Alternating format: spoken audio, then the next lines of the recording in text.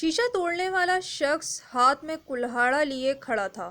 اس کا حلیہ بالکل ویسا ہی تھا جیسے پیڑ کے پاس کھڑے شخص کا تھا۔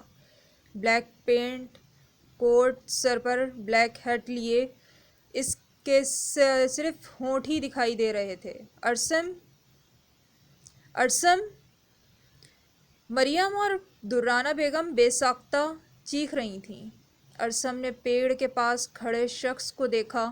وہ ابھی تک اپنی جگہ پر جما ہوا تھا۔ ارسم اس کی طرف دیکھ ہی رہا تھا جب اس کے سر میں کسی نے پوری قوت سے کوئی چیز ماری۔ آہ!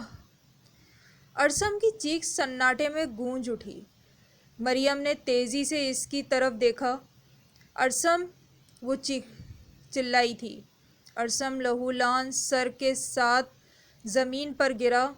اس کے اپنے سر کی طرف کھڑے ہاتھ میں کلہاڑے لیے شخص کو دیکھا جو وہ اب بھی بالکل ویسے ہی دکھتا تھا جیسے باقی دونوں شخص۔ پیڑ کے پاس کھڑا شخص اپنے قدم اٹھاتا ہوا گاڑی کی طرف بڑھنے لگا۔ ارسم! مریم چیختی ہوئی گاڑی سے باہر نکلی۔ اس کے پیچھے دُرانہ بیگم بھی روتی چلاتی ہوئی باہر نکل کر ارسم کی طرف بھاگیں۔ ارسم! روتی ہوئی مریم نے ابھی اسے چھوا بھی نہ تھا جب اس شخص نے مریم کو بازو سے پکڑ کے اپنی طرف کھینچا۔ چھوڑو مجھے! مریم چلانے لگی۔ دُرانہ بیگم مریم کو اس شخص کی گرفت میں دیکھ کر اس کی طرف لپکنے لگی جب گاڑی کے پاس کھڑے شخص نے اس کا سر پکڑ کر گاڑی میں دے مارا۔ مریم! ایک آواز کے ساتھ دُرانہ بیگم زمین بوس ہو گئیں۔ مریم نے ان کی آواز پر پیچھے مڑ کر دیکھا تو دُرانہ بیگم بے ہوش پڑی تھیں۔ چچی جان! مریم نے روتے ہوئے ان کی طرف ہاتھ بڑھا کر اونچی آواز میں کہا مگر اس شخص کو مریم پر ذرا برابر رحم نہ آیا۔ وہ بے دردی سے اسے کھینچ رہا تھا۔ ارسم! چچی جان! مریم پیچھے رخ کیے ابھی بھی انہیں دیکھ رہی تھی۔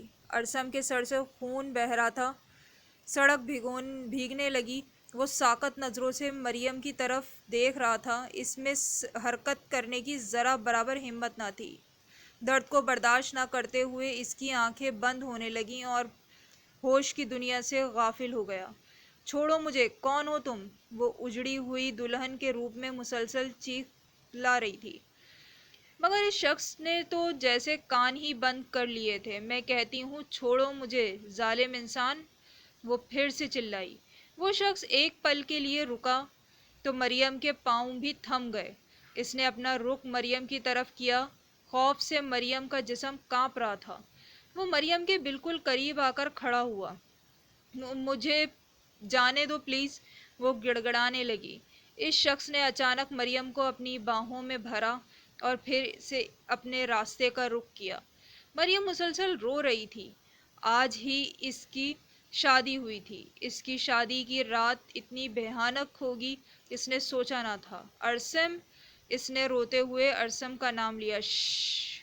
اس شخص نے رک کر سرگوشی کی جیسے اسے مریم کے منہ سے یہ نام بھایا نہ ہو۔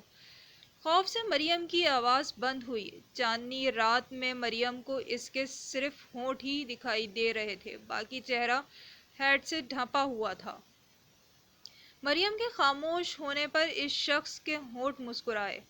مریم کو ایسے دیکھ کر وحشت ہونے لگی۔ مریم کی نظر اچانک پیچھے کی جانب اٹھی تو وہ دونوں شخص جو اسی شخص کی مانند دکھتے تھے ہاتھ میں کلہاڑیاں لیے پیچھے پیچھے چل رہے تھے۔ مریم کو اپنا سانس بند ہوتا ہوا محسوس ہونے لگا۔ آخر کون تھے یہ لوگ اور اس سے کیا چاہتے تھے؟ ان کے ہاتھ میں کلہاڑیاں دیکھتے دیکھے مریم کے ذہن میں ارسم کا لہولان وجود گردش کرنے لگا۔ اس کی سسکیاں پھر سے جاری ہوئیں۔ مگر وہ شخص نہایت آرام سے اپنی منزل کی طرف بڑھ رہا تھا۔ دوسری سڑک پر آ کر پچھلے شخص نے سڑک پر کھڑی گاڑی جیپ کا دروازہ کھولا اور وہ شخص جس نے مریم کو اٹھایا ہوا تھا نرمی سے مریم کو گاڑی میں بٹھا کر خود اس کے پاس بیٹھا۔ مجھے جانے دو، مریم گڑ گڑائی۔ اس کا کاجل بکھر کر آنسوؤں کے ساتھ اس کے رخسار پر پھیل چکا تھا۔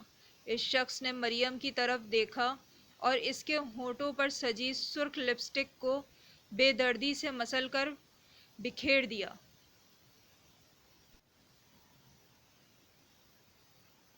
مریم اس خوف کو برداشت نہ کر سکی اور اس شخص کی بازوؤں میں جھول گئی۔ مریم کو جب ہوش آیا، وہ زمین پر لیٹی ہوئی تھی۔ اس نے اپنے ایک ہاتھ سے اپنے چکراتے سر کو پکڑا، دوسرے ہاتھ کے سہارے سے اٹھ کر بیٹھی۔ خود کو سنبھالتے ہوئے اس نے کمرے میں نظر دوڑائی۔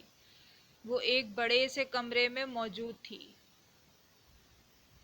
اس نے آس پاس دیواروں پر دیکھا تو اس کے خوف میں مزید اضافہ ہوا۔ دیواروں پر سیاہ رنگ سے کی گئی پینٹنگز انہیں ایک شخص کی تھی جو مریم کو یہاں لے کر آئے تھے۔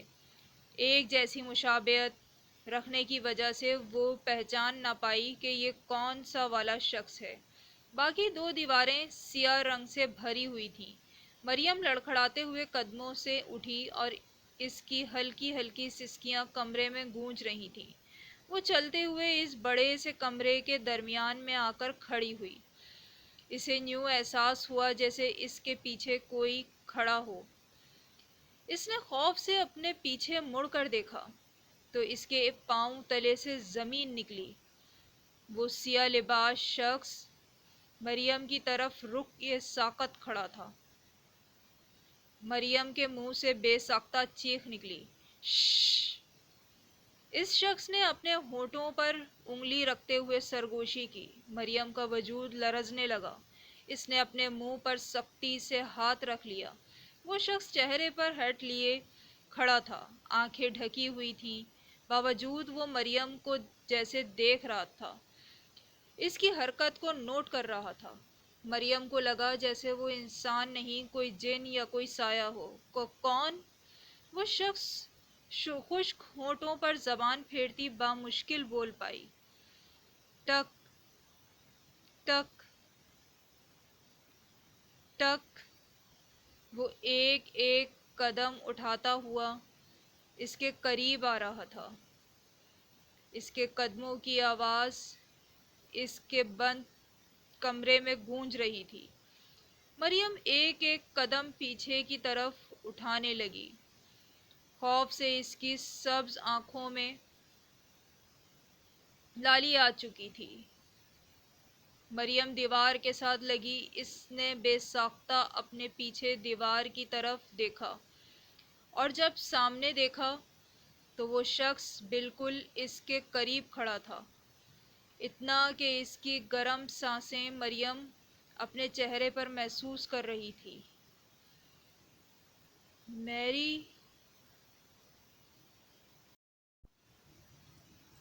اس کی سرگوشیوں پر مریم نے اپنی آنکھیں سختی سے بیچ لیں۔ کمرے کا دروازہ کھلنے پر انائزہ نے تیزی سے ڈائری کو اپنے پیچھے چھپایا۔ کمرے میں روحان داخل ہوا تھا۔ انائزہ منہ کھولے حیرت سے اسے دیکھنے لگی۔ آج وہ پہلی بار خود اس کے پاس آیا تھا۔ کہانی ابھی جاری ہے، اپنی رائے سے ضرور آگاہ کیجیے گا۔ ویڈیو کو شیئر کریں اور لائک کریں، چینل کو سبسکرائب کرنا نہ بھولیں۔ بہت شکریہ۔